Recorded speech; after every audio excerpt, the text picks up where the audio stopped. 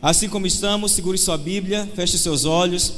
Pai, fale-nos agora pela Tua palavra. Não o homem, eu estou aqui, eu preparei, eu estudei, mas não quero falar, quero que Teu Espírito se manifeste através da minha fala.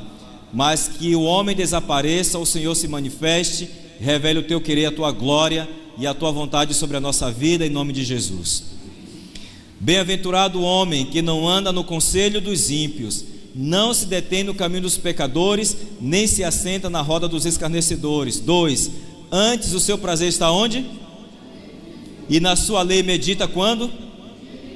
Ele é como árvore plantada junto à corrente de águas, que no tempo devido dá o seu fruto, cujas folhagens não murcham, e tudo o que ele fizer será bem sucedido.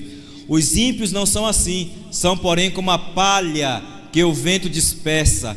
Por isso os perversos não prevalecerão no juízo, nem os pecadores na congregação dos justos, pois o Senhor conhece o caminho dos justos, mas o caminho do ímpio perecerá. Vamos começar falando sobre o versículo 1. Bem-aventurado o homem que não anda no conselho dos ímpios. E aqui algumas coisas para a gente poder tomar cuidado e pensar. Toda vez que a gente lê o Salmo 1, normalmente nós pensamos os que estão na igreja e os que não estão na igreja. Mas a Bíblia considera ímpio todo homem que não obedece à palavra do Senhor, conhecendo ou não conhecendo. Então, quando nós falamos, olhe, os ímpios estão aí como a areia do mar, entenda que há ímpios dentro da igreja. Não à toa que Cristo, falando aos discípulos, disse que o joio deveria crescer com o trigo, não é isso? Não é isso? Até o dia em que vem o ceifeiro e faça o quê?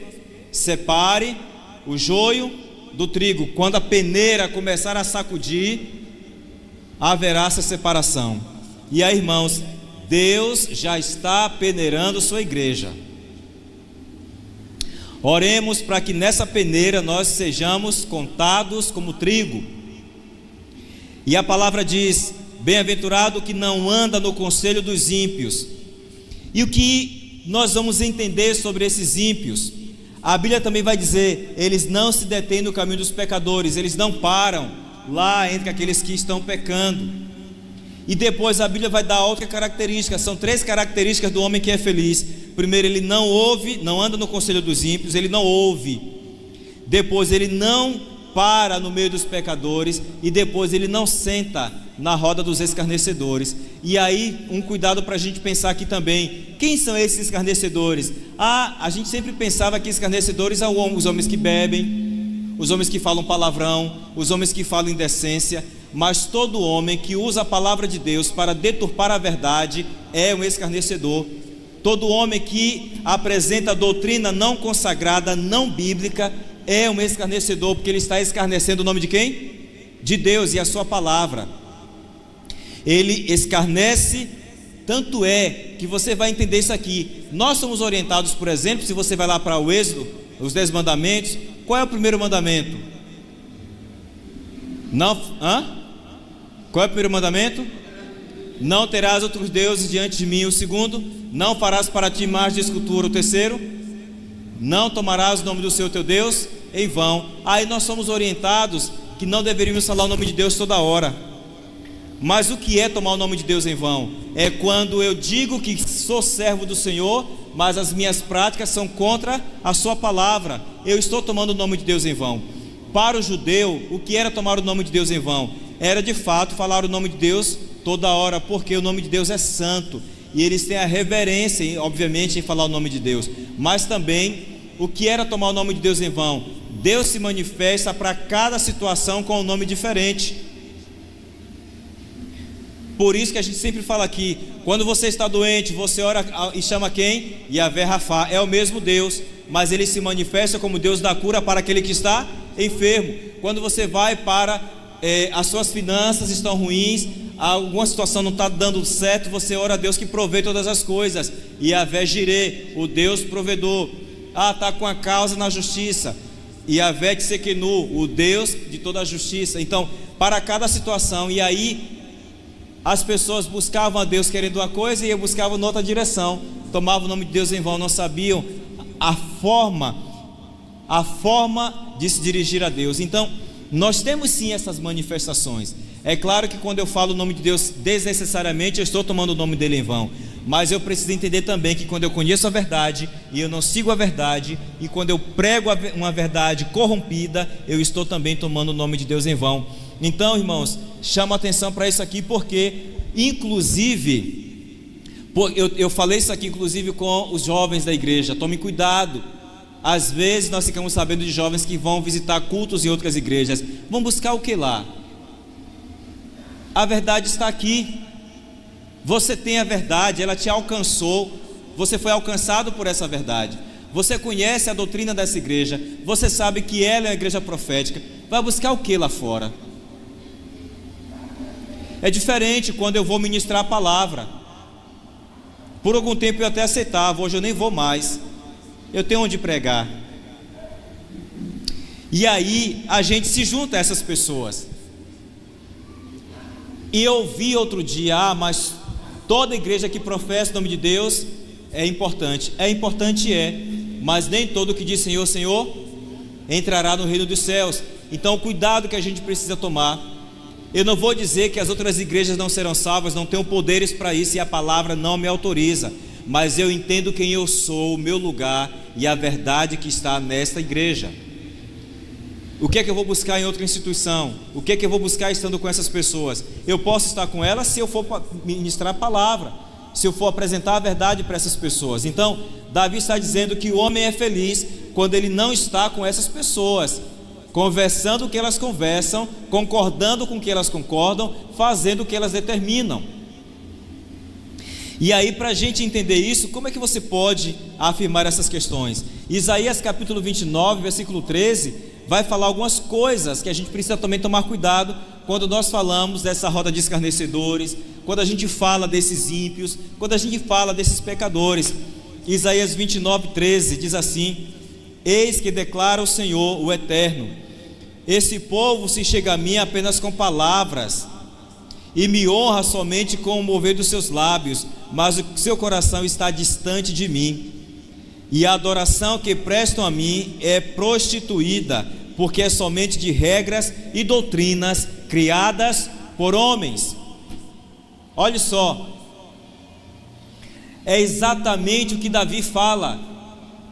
Quem são esses ímpios? Homens que louvam ao Senhor com suas palavras, que adoram ao Senhor com o mover dos seus lábios, mas a doutrina que eles apresentam não é a doutrina de Deus, não é doutrina bíblica, é doutrina. Quem foi que disse isso? Foi Gilmar?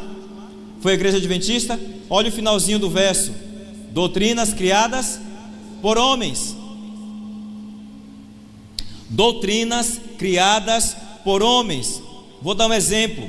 Outro dia eu conversava com jovens, me chamaram para um bate-papo, e entre as perguntas que vieram, uma delas foi: por que eu não posso fazer tatuagem? E eu fui pesquisar algumas coisas para responder essa pergunta, e nessa minha pesquisa eu descobri vários pastores, vários teólogos que defendem que nós podemos usar tatuagem, porque Cristo tem uma tatuagem na coxa escrita Rei dos Reis e Senhor dos Senhores. Olha que absurdo. Doutrinas de homens. Doutrinas de homens. Ah, por que eu não posso beber? Porque a Bíblia diz que Jesus transformou a água em vinho. Olha que loucura. Doutrina de homem. Se você enxergar a clareza desses versos, você vai entender que estamos falando do puro suco da uva. Porque se Cristo tivesse oferecido o vinho, Paulo não escreveria para que não nos embebedássemos com o vinho. E aí você fala assim: ah, mas Paulo diz para não ficar bêbado, mas eu posso tomar um gole. Qualquer pessoa inteligente, indo estudar um pouquinho de química, um pouquinho de neurologia, vai entender que qualquer gota de álcool é o suficiente para alterar o funcionamento do seu sangue e do seu cérebro. Você não precisa ficar bêbado para ter as alterações hormonais, neurológicas alteradas em função da presença. Então, quando Paulo fala isso, ele fala de qualquer ingestão de bebida alcoólica. E aí você vê homens trazendo doutrinas corrompidas. Quando nós falamos que o sábado é o dia do Senhor, e algumas igrejas levantam a sua voz para dizer que o domingo é o dia do Senhor porque foi nele que Jesus ressuscitou, você não vai encontrar na Bíblia nenhum momento Deus alterando pós-morte de Jesus o sábado para o domingo como dia santo e de guarda. Não vai. Portanto, queridos, o que não vem da Bíblia é doutrina de homens, e se é doutrina de homens, é doutrina corrompida, de homens ímpios, de homens escarnecedores. Quando nós falamos da prática sexual no matrimônio, e o mundo prega diferente, e já temos instituições religiosas defendendo exatamente isso, quando a Bíblia fala para nós nos afastarmos da meretriz Babilônia, e nós vemos igrejas, eu estava lendo, eu falei com Cira hoje pela manhã, eu estava lendo ontem uma reportagem na CNN. O crime já tomou conta do Brasil. Salvador está tomada de ponta a ponta. Não há um bairro em Salvador que não seja dominado por uma facção criminosa, não há. O Brasil está dominado pela facção. E aí, até aí tudo bem, não é? Aparentemente até aí tudo bem. E por esfriar o amor, não é? Aumentar a iniquidade, o amor vai esfriar, etc e tal. Até aí tudo bem, é profecia. A questão é que a reportagem não fala sobre isso. A reportagem fala que o crime está tão enraizado, as facções estão tão enraizadas no país, que as instituições públicas e privadas hoje estão corrompidas e manipuladas e controladas pelo crime. Da esfera pública, da polícia, da política, das questões sociais, dos órgãos de saúde, tudo tomado a um controle. O setor imobiliário está tomado pelo crime, o setor turístico invadido pelo crime. Até aí tudo bem. Mas quando você lê que igrejas evangélicas estão sendo financiadas, mantidas pelo crime, aí você se assusta. Quando você ouve dizer de uma facção criminosa chamada Povo de Israel, liderada por jovens evangélicos, que no domingo pela manhã vão para suas igrejas e durante a semana vão assaltar e roubar e traficar, você começa a entender o que é que Davi está dizendo. Bem-aventurado o homem que não anda no conselho, não se detém no caminho e não se assenta na roda. É isso, é para a gente abrir os olhos e entender que nós temos algo maior para ser orientado, para ser advertido aí. E aí você segue doutrinas de homens. Vá um pouquinho mais para frente, Isaías capítulo 48, versículos 1 e 2. Ouvi isto, ó comunidade, descendência de Jacó, vós que sois chamados pelo nome de Israel, saídos da linhagem de Judá, que jurais pelo nome de Jeová, o Senhor, e invocai o nome de Israel, mas não tem verdade nem justiça. O que é que eles fazem? Se chamam pelo nome do Senhor, dizem que são filhos de Israel, saíram da linhagem de Judá, juram pelo nome de Jeová, invocam Deus de Israel, mas não tem verdade e não tem justiça. Vejam, queridos, eles se chamam filho de Israel, eles são da tribo de Israel, eles clamam pelo nome do Senhor, eles invocam o nome do Senhor, eles falam em nome do Senhor, mas não tem verdade nem justiça. Volta para o Salmo 1 para você entender isso. São ímpios. Eu pergunto para vocês: há a possibilidade de um homem criar uma doutrina não bíblica e ele não ser ímpio? Há a possibilidade? Há a possibilidade de um homem não ter justiça nem verdade na sua vida e ele ser considerado como um homem justo? Há a possibilidade? Não há possibilidade.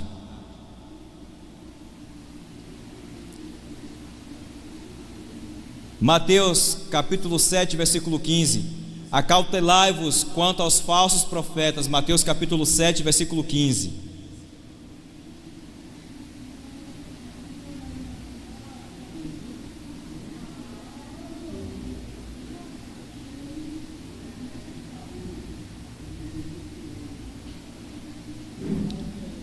Acautelai-vos quanto aos falsos profetas, eles se aproximam disfarçados de ovelha, mas o seu íntimo são como lobos devoradores.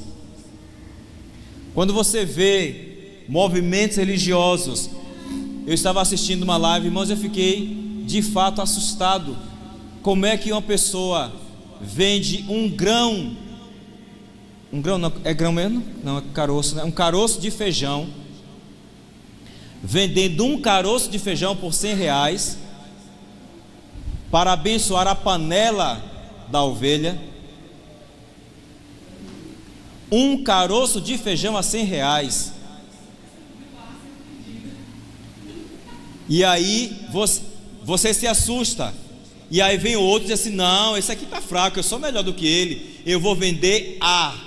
Vou encher esse gás aqui de ar e vou lhe vender, porque o meu ar tem o Espírito Santo, e eu vou lhe vender. E vende uma bexiga de ar para os seus fiéis. O que é isso? Volto para Davi: bem-aventurado o homem que não anda segundo o conselho dos ímpios, não se detém no caminho dos pecadores, não se assenta na roda dos escarnecedores. Não é doutrina bíblica, se não é bíblica não é santa, se não é santa é demoníaca. Nós pertencemos, irmãos, a uma igreja que não se vende a esses costumes. Amém? Nós pertencemos a uma igreja que não usa da verdade para usurpar dinheiro de ninguém. Aqui nessa igreja você devolve o dízimo porque ele é bíblico. Aqui nessa igreja você oferta e pactua porque é bíblico. E o que passa disso não existe. Nós estivemos na reunião de anciãos e ali foi mostrado o balancete que qualquer membro da igreja pode ter acesso. Se você quiser hoje saber quanto a igreja adventista gastou em toda Salvador com as ofertas e os dízimos que você entregou, é só você ir lá na Associação Bahia e pedir, ele vai lhe dar um relatório em PDF todo detalhado, detalhadamente separado para cada situação. Vocês sabiam, por exemplo, que o dízimo não pode ser usado para nada a não ser para evangelismo e manutenção dos ministros? Somente para a manutenção e pregação do evangelho. Você não vai ouvir que a igreja adventista usou o dízimo para comprar novo templo. Você não vai ouvir dizer que a igreja adventista usou o dízimo para reformar a igreja, para construir a igreja. O dízimo só é usado para evangelismo. Aí você pergunta: e como é que as igrejas são construídas? E como é que as igrejas são reformadas? Só com as ofertas e doações voluntárias. E apenas com 40%, não é, Cira? Porque 60% de toda a oferta fica onde? Para a manutenção da igreja. Só vai para a associação 40% para distribuir aqui em Salvador, por exemplo, para 456 igrejas. Você não vai ouvir histórias de que a igreja usou seu dinheiro indevidamente. E a Bíblia continua.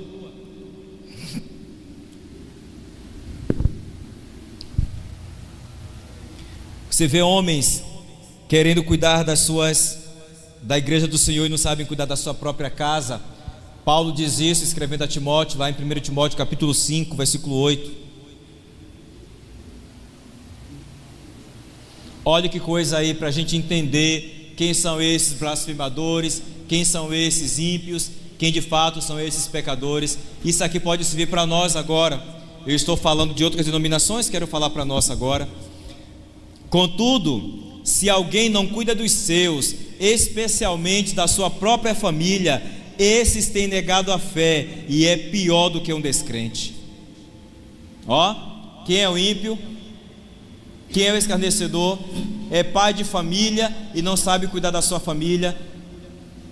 É mãe de família, não sabe cuidar da sua família e quer cuidar das coisas de Deus. E aí Paulo vem e diz assim: é pior do que aqueles que não creem. É que falar para você que é pai, mãe, você que é marido e esposa, é preciso aprender a cuidar da sua casa. Para quem não achou ainda, gente, é 1 Timóteo, primeira carta de Paulo a Timóteo, capítulo 5, versículo 8. O que é que Paulo está dizendo aqui? Queridos, cuida da sua casa, cuida dos seus, levanta o altar, endireita as veredas, aprenda a lidar com sua família, aprenda a lidar com a esposa, com os filhos. Não vou dar receita aqui porque está escrito, inclusive publicamente, mais uma vez, honra quem tem honra. Sérgio, por 2 vezes, ministrou aqui aos pais da igreja. Todas as pessoas, meu amigo, com quem eu pude conversar sobre as suas ministrações aqui, saíram felizes, saíram orientadas devidamente pela sua sabedoria, e eu sei que ela veio de Deus. Então, em nome dessa igreja, lhe agradeço por você. Primeiro, você é um homem sábio, você sabe construir a sua casa juntamente com a sua esposa, e a gente vê isso na pessoa dos seus filhos e na forma como vocês se portam aqui na igreja. E isso é o que Paulo está dizendo. Primeiro você cuida da sua casa, vai agitar a sua casa, depois venha cuidar das coisas de Deus, porque senão você vai negar a sua fé e você vai ser pior do que aqueles que não creem. E nós precisamos tomar cuidado disso.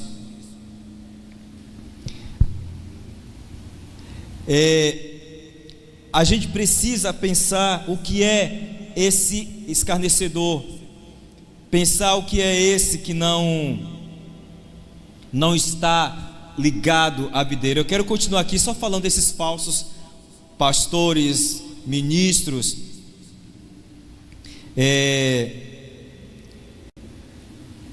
Segunda Epístola de João, capítulo 1, versículos 10 e 12.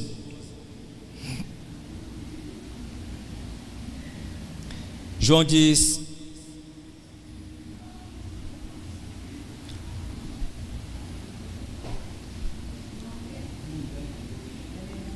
João capítulo 2,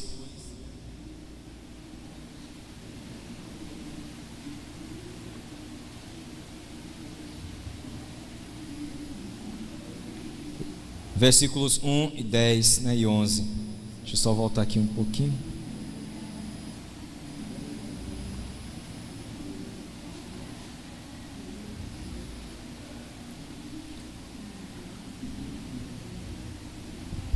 Só um minutinho que eu fechei a minha página aqui. Alguém pode ler para mim, por favor, que eu bati aqui e fechei.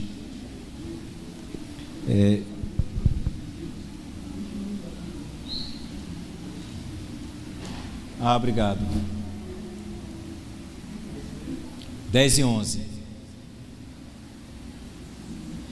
E se alguém vem ter convosco e não traz esta doutrina, não recebais em casa, nem lhes deis boas-vindas. 11. Porquanto aquele que dá boas-vindas faz-se cúmplice de suas obras más. Então nós temos pessoas que vêm para apresentar uma doutrina que não é bíblica, até nossos mesmo. Vai expulsar da chute? Não, mas eu penso que no Espírito do Senhor nós precisamos ser zelosos para não estar com pessoas que apresentam uma doutrina que não é a doutrina segundo Deus nos tem falado. Isso a gente precisa ter muito cuidado, porque nós temos de fato vivido situações assim. Para encerrar, eu quero ler Romanos capítulo 16, versículo 17 e 18. E Paulo, escrevendo aos Romanos, lá nessa epístola, diz assim: Romanos capítulo 16, 17 e 18.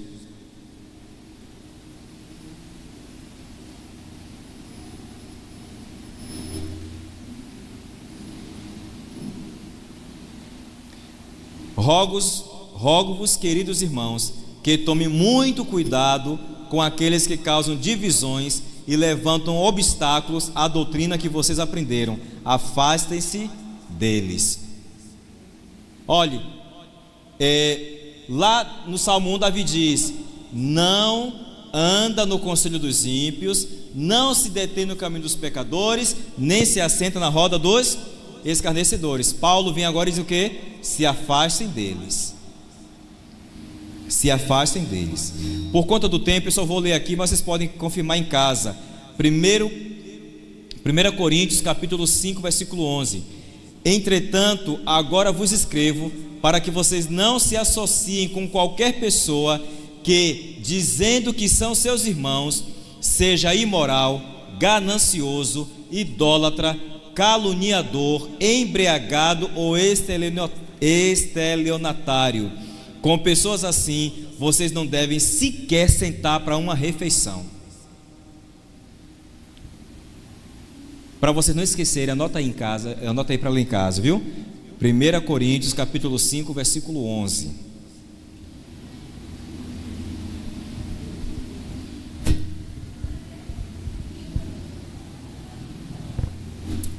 É Coríntios, você botou Crônicas. 1 Coríntios capítulo 5, versículo 11. Diz assim, de novo, viu, irmãos? Entretanto, agora vos escrevo para que não vos associeis com qualquer pessoa que, afirmando-se ser irmão, for imoral, ganancioso, idólatra, caluniador, embriagado, estelionatário. Com pessoas assim, na minha versão diz assim: não deveis sequer sentar-se para uma refeição. Veja que tudo isso que está escrito aqui é a confirmação do que Davi escreveu lá no Salmo capítulo 1. Bem-aventurado o homem que não anda no conselho do ímpio, não se detém no caminho dos pecadores, não se assenta na roda dos escarnecedores. Deus nos abençoe, que nos dê essa habilidade para sabermos com quem andamos, o que falamos, o que fazemos, para que em tudo, a palavra diz, quer comais, quer bebais, façais qualquer outra coisa, façam tudo para a glória de Deus. Fique em pé, nós vamos orar.